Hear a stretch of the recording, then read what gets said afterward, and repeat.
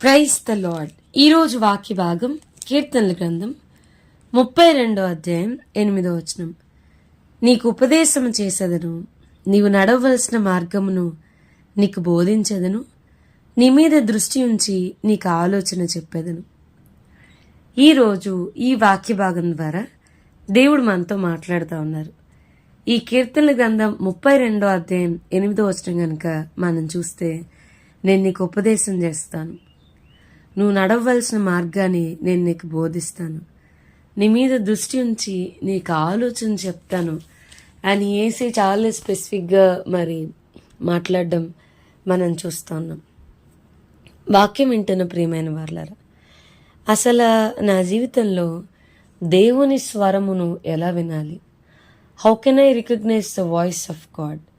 దేవుని యొక్క ఆత్మ నడిపింపును ఎట్లాగా గుర్తించడం, ఎట్లాగా దేవుడు ఏం మాట్లాడుతున్నాడో అది స్పష్టంగా గ్రహించడం ఎట్లాగా? ఇది ఎలా సాధ్యము? How will it be possible అని అనుకుంటూ ఉంటే కనుక నేను మీతో చెప్తా ఉన్నా, చాలా కన్ఫ్యూజన్తో ఏ డిసిషన్ తీసుకోవాలి, ఎటు వెళ్ళాలి, ఏంటి, వాట్స్ నెక్స్ట్, ఇవన్నీ ఉంటే కనుక సో మనలో మన దేహాన్ని ఎక్కడెక్కడ అపవిత్రతకు అప్పగించామో ఆ ప్రతి ఏరియాని కూడా యేసు రక్త ప్రోక్షణ క్రిందికి మనం తీసుకురావడం వల్ల, ఎక్కడ ప్రభువుని ఆయనకి ఆయాస్కరంగా ఉన్నామో బైబిల్ చాలా స్పెసిఫిక్గా చెప్తుంది, పరిశుద్ధాత్మను దుఃఖపరచుకుడి. ఎప్పుడు దేవుని స్వరాన్ని వినగలమంటే when you reconcile with your God. దేవునితో ఆ సంధి మరలా మనం కుదుర్చుకున్నప్పుడు ఆయన స్వరాన్ని, ఆయన యొక్క ఆత్మ నడిపింపును మనం స్పష్టంగా వినగలం.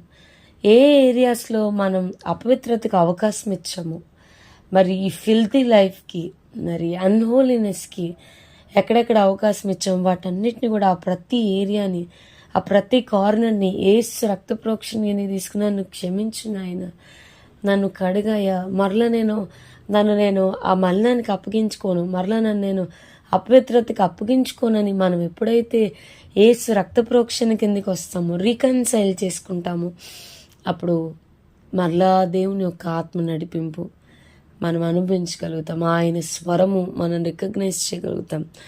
మనం పాపంకు అవకాశం ఇచ్చేసి ప్రభు మనతో మాట్లాడాలి అని అనుకుంటే, ఆయన నడిపింపు మనకి క్లియర్గా ఉండాలి అని అనుకుంటే అవ్వదు. So first maintain your Holi life.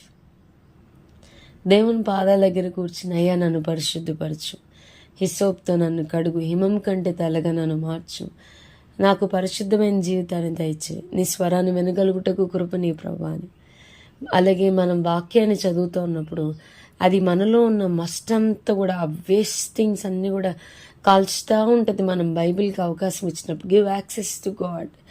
దేవుని వాక్యాన్ని చదువుతూ ఉన్నప్పుడు మనలో ఉన్న మలినాలన్నీ కూడా ఫిల్టర్ అవుతూ ఉంటాయి.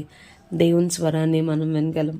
మనం వాక్యంలో చూస్తాం కదా, మరి పౌలు గారు పరిచర్యకు వెళ్తూ ఉన్నప్పుడు ఆయన ఆసియా దేశానికి వెళ్లకుండా దేవుని ఆత్మ అతను అడ్డగిస్తూ ఉంది. అక్కడి నుంచి పోనీ దేవుడు ఆపేశాడు కదా, ఈ పాయింట్లో మరి ఏం చేద్దాం, నెక్స్ట్ ఏంటి ప్రభు, ఆసియా వెళ్ళొద్దన్నో మరి ఎక్కడికి వెళ్ళమంటావు అని ప్రభుని అడగకుండా నెక్స్ట్ స్టెప్ ఇమీడియట్గా బితూనియాకి వెళ్ళిపోవడం మనం చూస్తూ ఉన్నాం. మళ్ళీ అక్కడ కూడా దేవుని ఆత్మ అతన్ని ఆపుతూ ఉన్నప్పుడు, కంటిన్యూస్గా దేవుడు బ్రేక్ వేస్తూ ఉన్నప్పుడు, అప్పుడు ఆగి అడుగుతా ఉన్నాడు, అయ్యా నన్ను ఎక్కడికి వెళ్ళమంటావు, ఏ ప్రాంతం నీ ఏర్పాట్లో ఉందనంటే దర్శనమందు దేవుడు మాసిదోనియానికి వెళ్ళమని మాట్లాడడం మనం చూస్తాం. నీ జీవితంలో కంటిన్యూస్గా బ్రేక్స్ పడతా ఉన్నాయా? ఇది వద్దు, ఇది చేయొద్దు అని కంటిన్యూస్గా బ్రేక్స్ పడతా ఉన్నాయా? సో ఇది time, you are in specific time. ఇప్పుడు ఆగు, దేవుని పాదాల దగ్గర కూర్చో, అడుగు ఆయన్ని, ప్రభా ఏది చేస్తున్నా ప్రతి దాంట్లో నష్టం, ఏది చేస్తున్నా తెలియని వెలితి, తెలియని అసమాధానం, నెమ్మదిని కోల్పోతూ ఉన్నాను ప్రభా, నన్ను ఏం చేయమంటావు ప్రభా, నన్ను ఎక్కడికి వెళ్ళమంటావు, ఎవరితో సంధి కుదుర్చుకోమంటావు, ఆ డివైన్ కనెక్షన్స్ నాకు ఈ ప్రభా అని మాసిదోనియా విషయమై ఒక స్పెసిఫిక్ పాయింట్లో ఆగిపోయి దేవుని చిత్తం కొరకు, దేవుని నడిపింపు కొరకు పౌలు గారు అడిగినట్లుగా అడుగు. దేవుడు మనకి తన చిత్తాన్ని రివీల్ చేయడానికి ఆయనకి ఇష్టమైన మార్గం ఏదో మనకి తెలియచేయడానికి ఆయన ఎప్పుడు ఇష్టపడే దేవుడు. ఈ వాగ్దానం మనందరి జీవితాల్లో నెరవేర్చబడును గాక. ఆమేన్. ప్రార్థన చేద్దాం. ప్రభా, ఈరోజు వాక్య భాగం ద్వారా మీరు మాతో మాట్లాడినందుకు వందనాలు. వాక్యం విన్న మా ప్రియులైన వారిని అందరినీ దీవించి ఆశీర్వదించమని యేసునామమున అడిగి వేడుకొంచున్నాం తండ్రి. ఆమేన్. God bless you and have a blessed day.